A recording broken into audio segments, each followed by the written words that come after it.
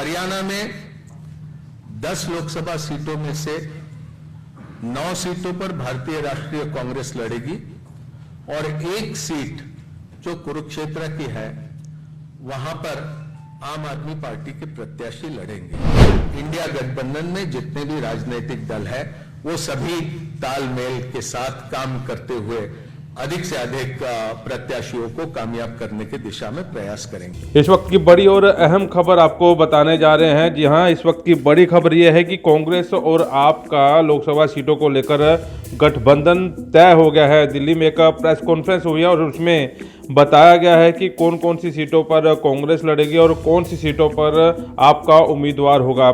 सबसे पहले हरियाणा की बात करते हैं। हरियाणा, क्योंकि हरियाणा से ही अहम ये बात जो है सामने निकल कर आई है कि 1 सीट जो है आपको दी गई है, यानी कि कुरुक्षेत्र की लोकसभा सीट पर आपका उम्मीदवार चुनाव लड़ेगा और कांग्रेस के खाते में 9 सीटें रहेंगी, यानी कि 9 लोकसभा सीटों पर कांग्रेस का उम्मीदवार चुनाव लड़ेगा और 1 सीट जो है आप पार्टी को दी गई है। इसी के साथ ही गुजरात की बात कर लें, कांग्रेस 24 और आप को 2 सीटें जो हैं दी गई हैं। दिल्ली में 7 सीटें हैं, कांग्रेस 3 और आप जो है 4 पर लड़ेगी और गोवा 2 सीटें, कांग्रेस 2 और आप यहां पर चुनाव नहीं लड़ने वाली है। ऐसा समझौता जो है दोनों पार्टियों में हुआ है। और उधर चंडीगढ़ की बात की जाए, क्योंकि पिछले दिनों चंडीगढ़ में आप पार्टी का मेयर बनाया गया था और अब कांग्रेस को वो सीट जो है दी गई है। कांग्रेस जो है वहां पर चुनाव लड़ेगी। इसके साथ साथ ही नॉर्थ ईस्ट दिल्ली में कांग्रेस, चांदनी चौक में कांग्रेस और नॉर्थ वेस्ट दिल्ली में कांग्रेस, ईस्ट दिल्ली आप, नई दिल्ली आप,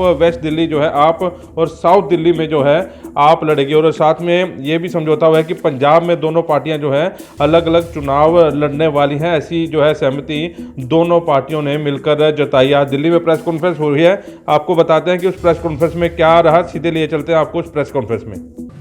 पिछले कुछ समय से इंडिया गठबंधन के विभिन्न राजनीतिक दलों के साथ में लोकसभा के सीट शेयरिंग को लेकर चर्चा चलते रही और आपको इस बात की जानकारी है कि 2 दिन पहले ही समाजवादी पार्टी के साथ भारतीय राष्ट्रीय कांग्रेस पार्टी का सीट शेयरिंग को लेकर समझौता हुआ। उसकी घोषणा लखनऊ से हुई। समाजवादी पार्टी को 1 सीट लोकसभा की खजुराहो, ये मध्य प्रदेश में देने का भी ऐलान लखनऊ से किया गया। पिछले दिनों में आम आदमी पार्टी के साथ लंबी चर्चा हुई और चर्चा के उपरांत भारतीय राष्ट्रीय कांग्रेस और आम आदमी पार्टी के बीच सीटों को लेकर समझौता हुआ है, जिसको आपके समक्ष यहां पर मैं रखने का काम करूंगा।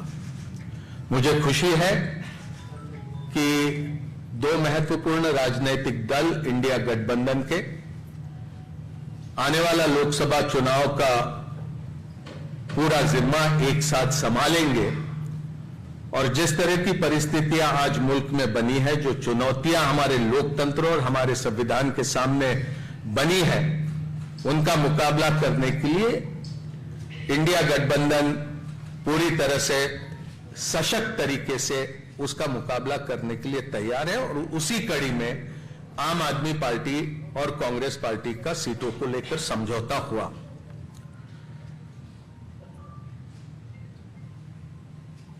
दिल्ली लोकसभा में 7 सीटें हैं। आम आदमी पार्टी 4 पे लड़ेगी। वो 4 सीटें नई दिल्ली, वेस्ट दिल्ली, साउथ दिल्ली और ईस्ट दिल्ली।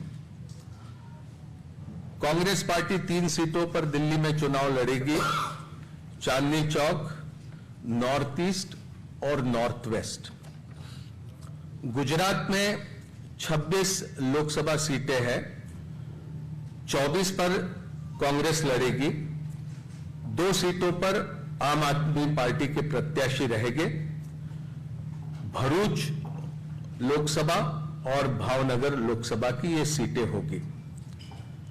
हरियाणा में 10 लोकसभा सीटों में से 9 सीटों पर भारतीय राष्ट्रीय कांग्रेस लड़ेगी और 1 सीट जो कुरुक्षेत्र की है वहां पर आम आदमी पार्टी के प्रत्याशी लड़ेंगे।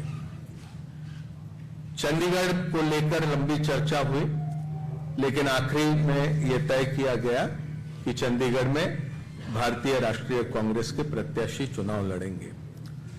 गोवा में भी, खास करके दक्षिण गोवा में विस्तार से चर्चा हुई, लेकिन फिर यह तय किया गया कि गोवा की दोनों सीटें ये भारतीय राष्ट्रीय कांग्रेस पार्टी लड़ेंगी।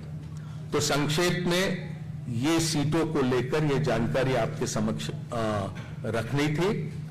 ये संभव है, 2 अलग अलग राजनीतिक दल हम होने की वजह से अलग अलग चुनाव चिन्हों पर हम ये चुनाव लड़ेंगे, लेकिन हमारी जिम्मेदारी रहेगी कि दिल्ली में कांग्रेस पार्टी 3 पर प्रत्याशी रखने के बाद भी 7 पर हम किस तरह से कामयाब हो सकते हैं, उस दिशा में हमारा प्रयास रहेगा और हमारे तमाम कार्यकर्ता और नेता उस दिशा में प्रयास करेंगे।